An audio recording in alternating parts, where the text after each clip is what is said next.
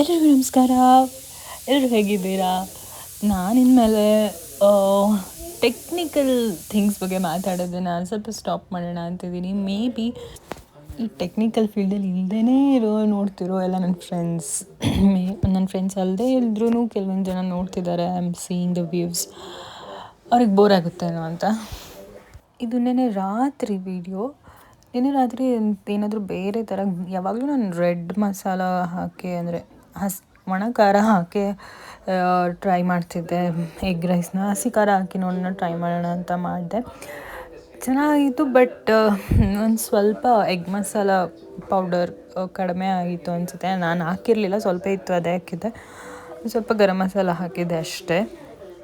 But egg masala powder ಹಾಕಿದರೆ ಇನ್ನೂ ಚೆನ್ನಾಗಿ ಬರುತ್ತೆ. ಎಗ್ ಮಸಾಲ ಪೌಡರ್ ಹಾಕಿದರೆ same road side egg biryani ಬರುತ್ತಲ್ಲ, ಆ ಥರನೇ ಆಗುತ್ತೆ. ಇದ್ರ ಮೇಲೆ ಮತ್ತೆ ಸ್ವಲ್ಪ ಮೊಟ್ಟೆ ಬೇಯಿಸ್ಕೊಂಡು ಅದನ್ನು ಆ್ಯಡ್ ಮಾಡಿದರೆ ಇನ್ನೂ ಚೆನ್ನಾಗಿರುತ್ತೆ. ಇನ್ನೂ ಕೆಲವೊಂದಿಷ್ಟು ನ್ಯೂ ರೆಸಿಪೀಸ್ ಟ್ರೈ ಮಾಡಬೇಕು ಅಂತ ಅಂದ್ಕೊಂಡಿದ್ದೀನಿ. ನ್ಯೂ ರೆಸಿಪೀಸ್ ಅಂದರೆ ಅಡುಗೆ ನಾರ್ಮಲ್ ನಾವು ಮಾಡೋ ಅಡುಗೆಗಿಂತ ಇವಾಗ ಅದೇನೇನೋ ಸ್ಯಾಲೆಡ್ಸು ಅದೆಲ್ಲ ಮಿಕ್ಸ್ ಮಾಡೋದು ಅದೆಲ್ಲ ತೋರಿಸ್ತಾರಲ್ಲ, ಅದು ನಿಜವಾಗ್ಲೂ ತಿನ್ನೋಕ್ಕೆ ಚೆನ್ನಾಗಿರುತ್ತಾ, ಇವರು ಸುಮ್ಮನೆ ವೀಡಿಯೋಗೋಸ್ಕರ ತೋರಿಸ್ತಾರಾ ಅನ್ನೋ ಒಂದು ಬಿಗ್ ಕ್ವೆಶ್ಚನ್ ಮಾರ್ಕ್ ನನಗೆ.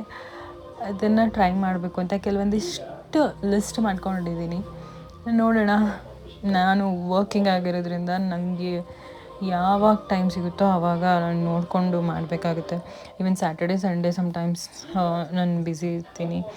ಒಂದು ದಿನ ಮನೆ ಕೆಲಸ ಆದರೆ ಇನ್ನೊಂದು ದಿವಸ ಏನಾದರೂ ಓದೋದಿದ್ದರೆ ಅದಕ್ಕೆ ಟೈಮ್ ಸ್ಪೆಂಡ್ ಮಾಡ್ತಿರ್ತೀನಿ.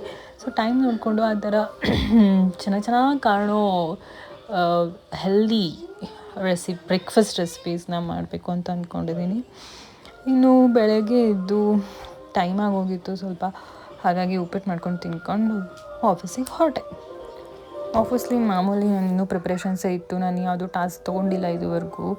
ಆ ಪ್ರಿಪ್ರೇಷನ್ ಯಾವುದು ಇಂಟರ್ವ್ಯೂ ಪ್ರಿಪ್ರೇಷನ್ಗೆ ಅಂತಿದ್ನಲ್ಲ, ಅದೇ ಪ್ರಿಪೇರ್ ಆಗ್ತಾಯಿದ್ದೆ. ಇಡೀ ದಿನ ಅದರಲ್ಲೇ ಹೋಯಿತು. ಆ್ಯಂಡ್ ನಮ್ಮಮ್ಮ ಬಂದವ್ರೆ. ಸಿಗ್ತಿರಲ್ಲ, ಮಾತಾಡೋಣ.